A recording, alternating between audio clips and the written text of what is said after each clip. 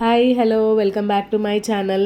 ఎలా ఉన్నారు అందరూ? ఏం చేస్తున్నారు? మేమైతే ఈ సమ్మర్లో మామిడికాయ నిలవ పచ్చడి అయితే పెట్టుకుంటాం అనమాట. ఈ పాటికే అందరూ పెట్టేసుకొని ఉంటారు. మే నెల సగం పడిన తర్వాత అయితే పెట్టుకుంటాము. అందరూ చాలా రకాల కాయలతో అయితే పెట్టుకుంటారు కదా, చిన్న రసాలు, గులాబులు, ఇంకా చాలా రకాల కాయలు ఉంటాయి కదా. మేమైతే తెల్ల గులాబులతో అయితే పెట్టుకున్నాము ఈ సంవత్సరము. తెల్ల గులాబీ వచ్చేసి ₹25 దాకా పడిందనమాట. 25 కాయలు అయితే తీసుకున్నాము. ముక్కలన్నీ ఆరబెట్టుకున్నాను, శుభ్రంగా తుడుచుకొని బయటే కొట్టించుకొచ్చుకున్నాం అనమాట. కొట్టించుకొచ్చుకొని ఆరబెట్టుకున్న తర్వాత ఎన్ని కేజీస్ అయినాయా అని చెప్పేసి కొలుస్తున్నాము. వెయిట్ ఏం లేదు ఇంట్లో. సో ఆ డబ్బా అయితే కేజీ అని చెప్తుందనమాట మా అమ్మ. అలాంటి 5 డబ్బాలు అయితే అయినాయి, అంటే ముక్కలల్లా 5 కేజీలు అయినాయి అని చెప్పేసి పక్కనైతే పెట్టేసుకున్నాము. ఫస్ట్ కొలుచుకొని తర్వాత ఎన్ని మెంతులు పడతాయా, ఆవాలు పడతాయా అని చెప్పి సైడ్ పెట్టుకొని మెంతులల్లా వేయించుకున్నాము.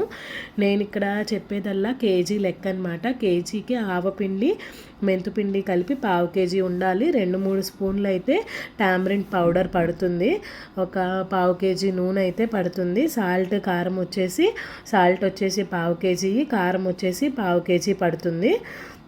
ఇవన్నీ కేజీ లెక్క అనమాట. ఇలా ఆవపిండి, మెంతుపిండి మిక్సీ 2 కలుపుకొని పట్టుకుంటే ఉండకొట్టకుండా కొంచెం పొడి పొడిగా అయితే వస్తుంది. దాన్ని మనం చక్కగా జల్లించుకోవాలి. అప్పుడైతేనే పచ్చళ్ళలో మనకి ఏమీ తగలకుండా చాలా స్మూత్ గ్రేవీతో అయితే ఉంటుందన్నమాట.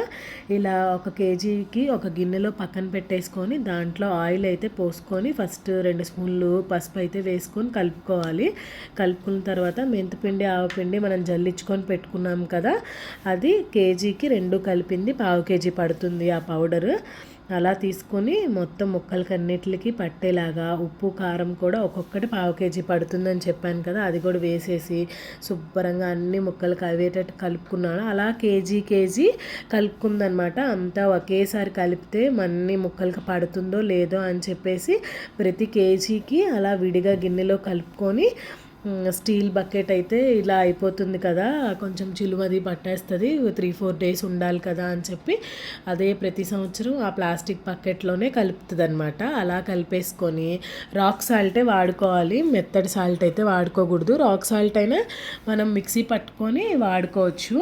ఇట్లా మెత్తగా అన్నీ కలిపేసుకొని శుభ్రంగా అన్ని ముక్కలకు పట్టే వరకు కలుపుకొని ఆ డబ్బాలో అయితే పోసేసుకుంది. నిండుగా అయితే వచ్చేసింది అనమాట. 5 కేజెస్ కదా, ఇవంతా అయ్యేసరికి, పచ్చడి తయారయ్యేసరికి 5 కేజీల ముక్కలకి ఇవన్నీ కూడా కలుస్తాయి కదా, 10 కేజీలు పచ్చడి అవుతుంది దగ్గర.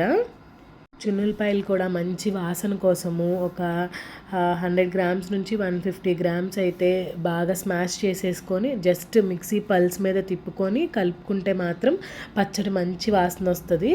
తర్వాత ఒక రోజు ఉన్న తర్వాత గర్భాలు ఓల్చుకొని ఒక పావు కేజీ గర్భాల వరకు అయితే కలుపుకోవచ్చు అనమాట పచ్చడిలో.